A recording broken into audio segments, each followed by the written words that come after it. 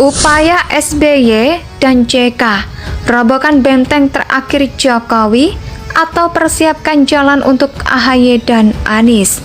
Momen manis kita semua tadi cuma berbeda di kode keras. Ini kode belum tentu cepat, karena bisa menunggu sampai detik terakhir. Kalau cuma pergantian cawapres sih bisa bisa detik-detik terakhir loh terjadi pergantian cawapres. Kita sudah pernah punya pengalaman ya Prof Karim ya. Dan sisi lain juga menunggu apakah koalisi ini bertiga teguh atau nambah lagi kan tadi itu ya dari partai-partai lain. Di saat partai yang lain lebih santai karena mereka memang sedang menunggu arahan besar untuk bersatu menghadapi Pilpres 2024, Nasdem, PKS, dan Demokrat justru sedang sibuk-sibuknya merapihkan ikatan di antara mereka bertiga. Bisa dibilang ikatan di antara ketiga partai itu adalah ikatan rumit yang sulit diurai. Nah, pertanyaan yang pentingnya sekarang ini, maukah Nasdem digantungi oleh kedua partai ini? Oh, tentu tidak. Ketika politik mengajarkan bahwa tugas politikus sesungguhnya melaksanakan kehendak rakyat, namun yang terjadi mereka hanya mementingkan dirinya sendiri. Indonesia sejak dulu kala tetap dipuja-puja bangsa. Sudah bisa dikatakan sebagai partai keluarga. Belum lama ini marah-marah dan menyerukan perang kepada bangsa. Begitu juga dengan JK yang menuding buzzer sebagai biang kerok kekacauan di Indonesia. Tak lupa juga PKS kerap menyinggung bangsa yang sebutan buzzer sendiri saat ini dianggap sebagai kaki tangan pemerintah. Siapapun yang mendukung pemerintah akan dilabel dengan bahasa rupiah. Gak peduli opini atau pendapat yang disampaikan masuk akal dan nasional pelabelan tersebut seperti digunakan untuk menyudutkan individu agar mendapatkan stigma buruk, sehingga suara atau pendapatnya tidak didengar, jadi tertutup oleh label buzzer yang disematkan. Kemunculan istilah buzzer sendiri masih tergolong baru, meskipun pada kenyataannya orang-orang yang disebut buzzer pun sekedar opini. Sama halnya dengan rubrik kolom yang ada di media, cuman bedanya pendapat buzzer ditulis pada media sosial. Sedangkan seperti yang kita tahu bersama, orang bebas menulis di media sosial. Petinggi PKS seperti HNW hingga Tifatul Sembiring pun juga bebas menulis dan bahkan pernah share hoaks dengan dalih mengkritisi pemerintah. Tetapi kenapa cuman orang yang dianggap kerap memberi dukungan pada pemerintah dan melawan narasi-narasi serta intoleransi saja disebut sebagai buzzer?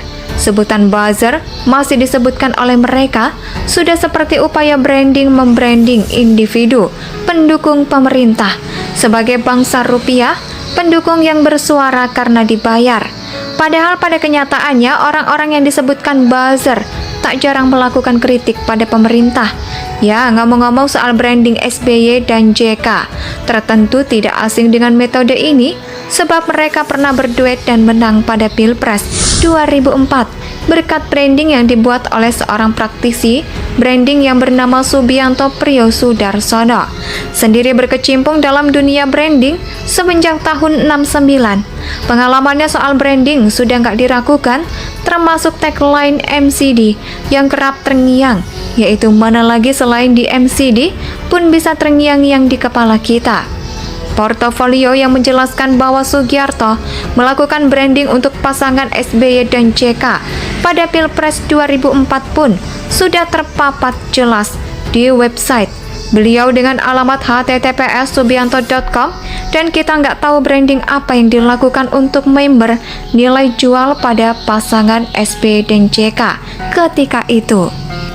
Tapi kalau kita ingat peristiwa Pilpres pertama kali, saat itu branding SBY sebagai produk pemimpin adalah menonjolkan sisi terzalimi oleh lawan politiknya. Seperti yang kita tahu bersama, ketika menjadi menterinya Megawati, SBY keluar dengan rasa terzalimi, padahal Megawati mengangkat SBY sebagai menteri. Sebenarnya bukan karena prestasi, tapi karena Megawati ingin rekonsiliasi. Ya, Meskipun banyak kader PDIP yang menentang pengangkatan SBY menjadi menteri karena dianggap ikut bertanggung jawab terhadap tragedi kuda tuli, Megawati saat itu tidak mau ada perpecahan dan menghasilkan sejarah kelam yang baru mungkin. Megawati belajar dari peristiwa kuda tuli yang menelan korban serta lengsernya Gus Dur yang hampir terjadi pertumpahan darah.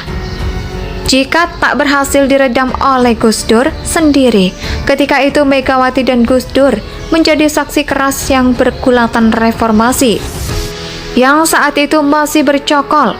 Orang-orang lama yang juga berkuasa di masa Orde Baru.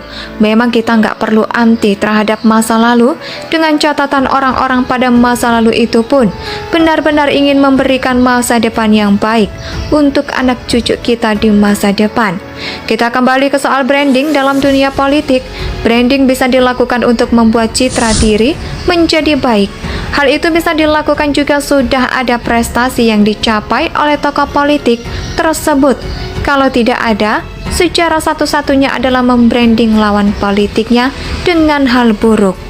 Sudah bisa dikatakan sebagai partai keluarga, belum lama ini marah-marah dan menyerukan perang kepada bangsa. Begitu juga dengan JK yang menuding buzzer sebagai biang kerok kekacauan di Indonesia. Tak lupa juga PKS kerap menyinggung bangsa yang sebutan buzzer sendiri saat ini dianggap sebagai kaki tangan pemerintah. Siapapun yang mendukung pemerintah akan dilabel dengan bahasa rupiah. Gak peduli opini atau pendapat yang disampaikan masuk akal dan nasional, pelabelan tersebut seperti digunakan untuk menyudutkan individu agar mendapatkan stigma buruk, sehingga suara atau pendapatnya tidak didengar, jadi tertutup oleh label buzzer yang disematkan. Kemunculan istilah buzzer sendiri masih tergolong baru, meskipun pada kenyataannya orang-orang yang disebut buzzer pun sekedar opini. Sama halnya dengan rubrik kolom yang ada di media, cuman bedanya pendapat buzzer ditulis pada media sosial. Sedangkan seperti yang kita tahu bersama, orang bebas menulis di media sosial. Petinggi PKS seperti HNW hingga Tifatul Sembiring pun juga bebas menulis dan bahkan pernah share hoax dengan dalih mengkritisi pemerintah. Tetapi kenapa cuman orang yang dianggap kerap memberi dukungan pada pemerintah dan melawan narasi-narasi serta intoleransi saja disebut sebagai buzzer?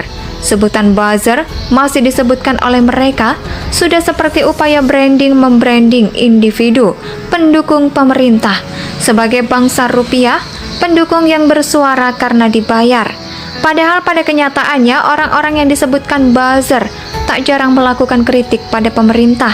Ya, ngomong-ngomong soal branding SBY dan JK, tertentu tidak asing dengan metode ini sebab mereka pernah berduet dan menang pada Pilpres 2004 berkat branding yang dibuat oleh seorang praktisi branding yang bernama Subianto Priyosudarsono. Sendiri berkecimpung dalam dunia branding semenjak tahun 69. Pengalamannya soal branding sudah nggak diragukan, termasuk tagline MCD yang kerap terngiang, yaitu mana lagi selain di MCD pun bisa terngiang-ngiang di kepala kita. Portofolio yang menjelaskan bahwa Sugiarto melakukan branding untuk pasangan SBY dan JK pada Pilpres 2004 pun sudah terpapat. Indonesia tanah air beta, pusaka abadi nan jaya.